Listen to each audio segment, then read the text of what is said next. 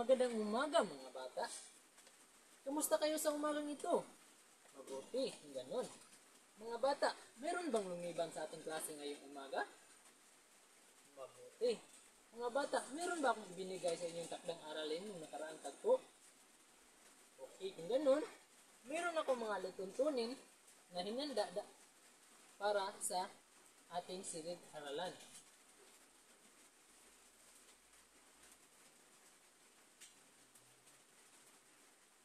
Okay, basahin na sabay-sabay mga bata. Mga bata, naintindihan nyo ba ang ating alituntunin na dapat nating sundin dito sa silid-aralan? Ngayon mga bata, may katanungan muna ako bago tayo magsimula sa ating bagong aralin. Mga bata, ano ba ang tinalakay natin nung nakaraang aralin? Tama. Ang tinalakay natin nung nakaraang aralin ay patungkol sa ang pagong at ang matching. Mga bata, ano kaya ang makukuha nating aral patungkol sa ang pagong at matching? Magaling. Ang mapupulot nating aral patungkol sa ang kwentong ang pagong at ang matching ay dapat mapagbigay tayo sa ating kapwa dahil balang araw kakailanganin din natin ang tulong nila kung tayo ay hihingi ng tulong sa kanila. Ngayon mga bata, sa puntong ito, magkakaroon tayo ng isang aktibidad. At ang kailangan nyo lang gawin ay alamin kung ano ang nasa larawan.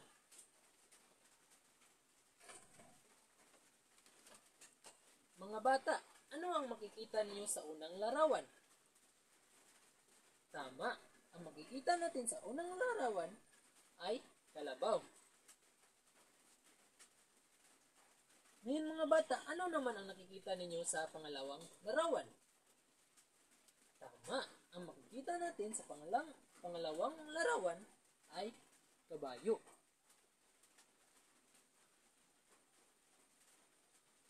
Sa pangatlo naman mga bata, ano naman ang makikita natin? Tama, ito ay pusa. At sa panghuli mga bata, ano naman ang nasa larawan? Magaling, ito ay aso. Ngayon mga bata, base sa aktibidad natin ginawa, mga bata, meron ba kayong mga hayop na inalagaan sa inyong mga bahay? Sa inyong bahay? Okay, magaling. Mga bata, may narinig na ba kayong kwento patungkol kung saan ang gumaganap na tauhan sa kwento ay ang mga hayop? Okay, kung wala, sa puntong ito, tatalakayin natin ngayong araw ay patungkol sa ang pabula ng kabayo at kalabaw.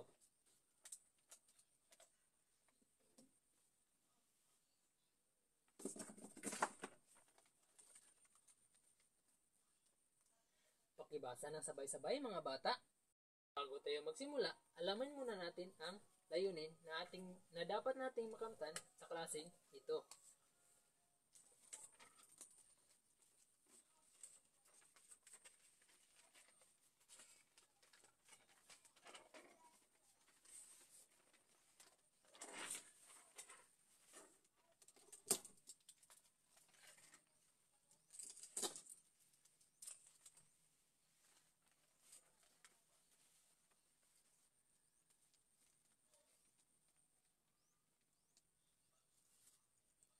Okay, pakibasa ng sabay-sabay mga bata.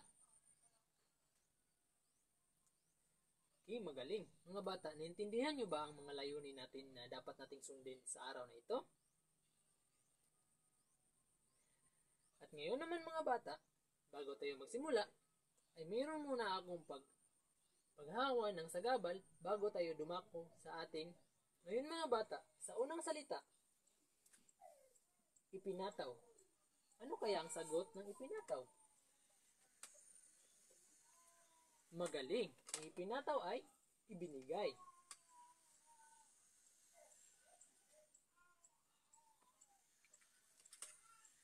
Pangalawa namang salita mga bata.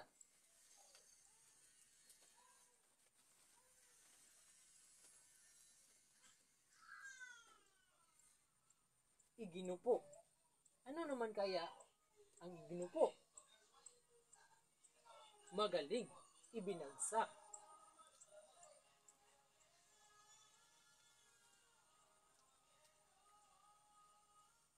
Ano naman kaya ang pasan? Magaling. Karga.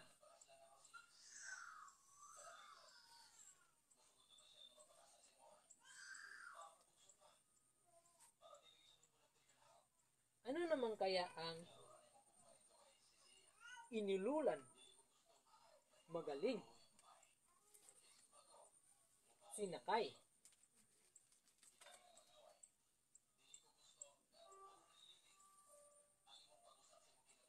Ano naman kaya ang paglalakbay? Magaling. Pagbabiyahe.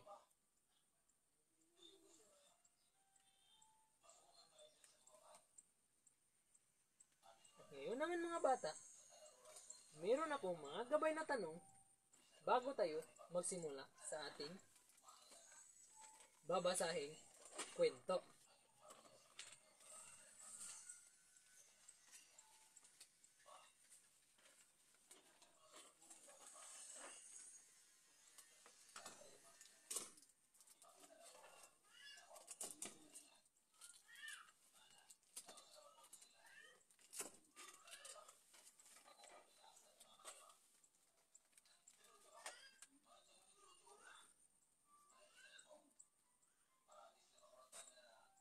Pakibasa na sabay-sabay mga bata.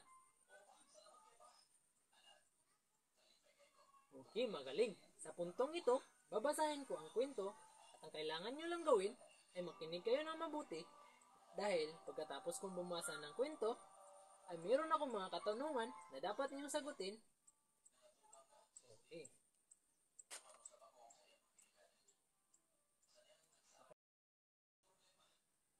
Ngayon mga bata, babasahin ko na ang ito, kaya't makinig kayo ng mabuti. Ang kabayo at ang kalabaw. Isang magsasaka ang nais manirahan sa ibang bayan. Kaya, isang araw ay inipon niya ang kaniyang mga gamit at inilulan sa kaniyang alagang kabayo at kalabaw. Maaga pa ay sinimulan na nila ang kanilang paglalakbay. Makaraan ng ilang oras, naramdaman ng matinding pagod at panghihina ang kalabaw dahil sa bigat ng kanyang basang gamit. Kaibigang kabayo, di hamak na mas mabigat ang basan kong gamit kaysa sa iyo. Maaari mo ba akong tulungan? Pasanin mo ang iba. Pakiusap ang kalabaw. Aba, yan ang ipinataw sa iyong balikat ng ating amo. Kaya, pagtiisan mo. Anang kabayo na lalong pang binilisan ang paglalakad. Parang awa mo na, tulungan mo ako. Di ko na kaya ang bigat ng dala ko. Nahihirapan ako. Alam mo ba na kailangan kong magpalamig sa ilog kapag ganito katinding init ng araw? Dahil madaling makinit ang katawan ko. Pag-iusap ng kalabaw. Bahala ka sa buhay mo, naiinis na sagot ng kabayo. Makaraan ang ilang oras at lalong tumindi ang init ng araw. Hindi na nagtagal at ang kalabaw ay iginupo ng bigat ng kanyang dala at siya ay pumanaw. Nang makita ng magsasaka ang nangyari ay kinuha niya ang lahat ng gamit na pasa ng kalabaw at inilipat sa kabayo na ibinigay na makalakad dahil sa naging napakabigat na kanyang mga dalahin. Sabi ng kabayo, kung tinulungan ko sana si kasamang kalabaw ay hindi naging ganito kabigat ang pasanin ko ngayon. May pagsisising bulong ng kabayo sa kanyang sarili. Dahil ngayon mga bata, naintindihan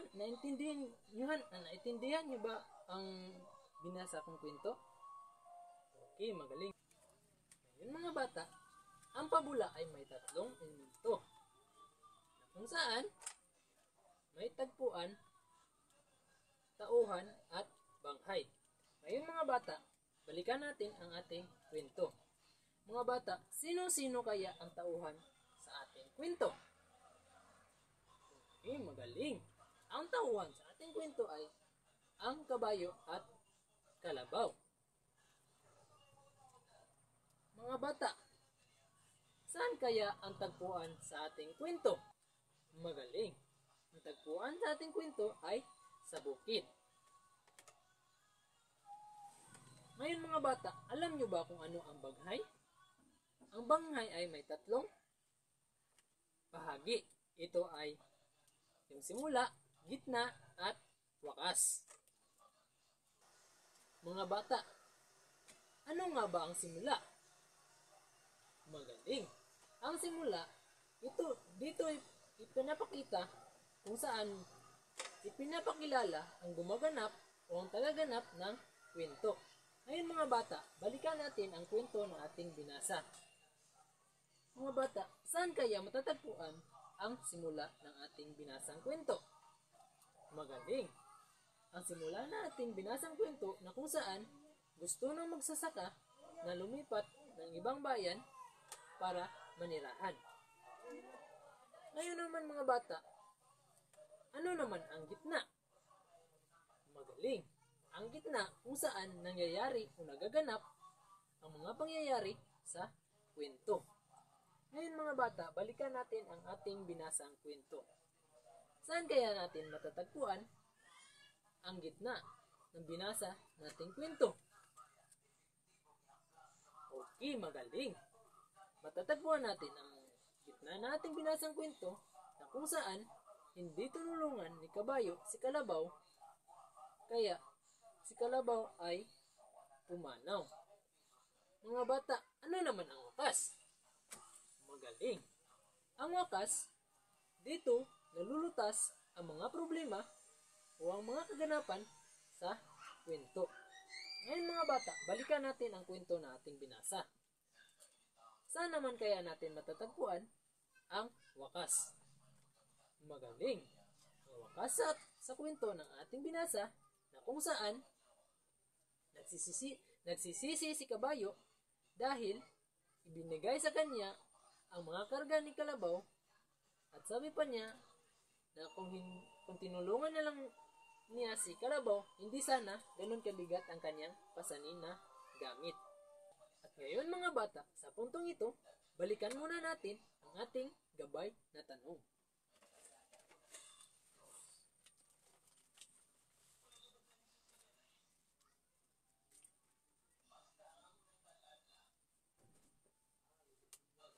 Okay, ngayon mga bata, ano nga ba ang tanong ang unang katanungan?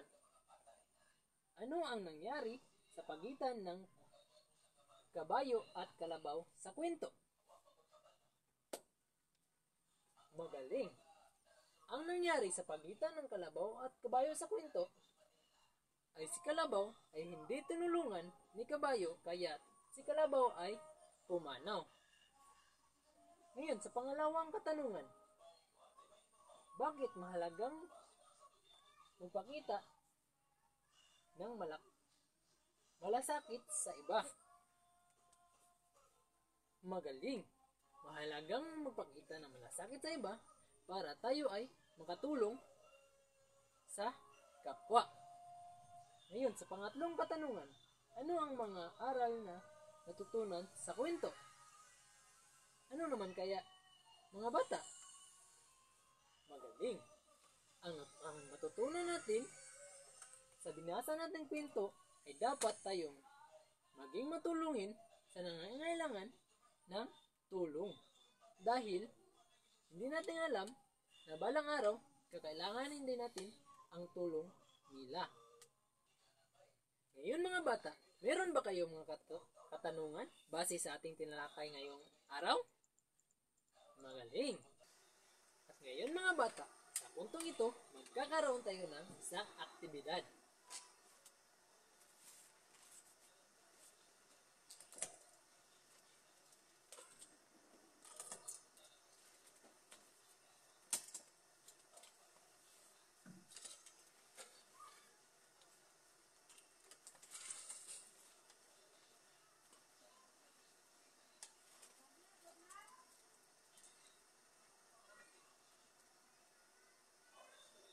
Pero bago yan mga bata, basahin muna ninyo ang panuto. Okay, magaling. At bibigyan ko lang kayo ng 3 minuto para matapos ang inyong mga gawain. Okay, tapos na ba kayo mga bata? Okay, pakibasa ng inyong mga papel sa harapan.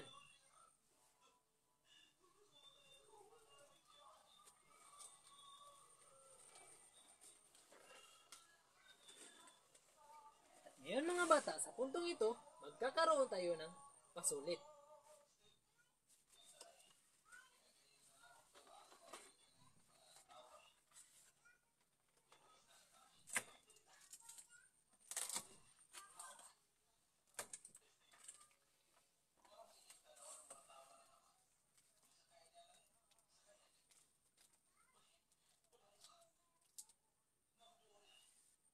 Pakibasa ng panuto mga bata.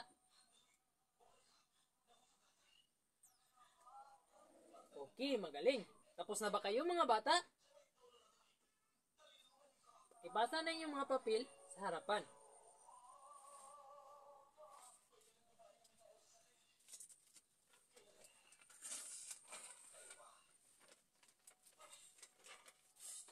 At ngayon mga bata, para sa inyong mga karagdagang gawain, nais ko lang gawin ninyo ay bumasa kayo ng kwento at tukuyin ninyo ang mga elemento nito. Paalam mga bata.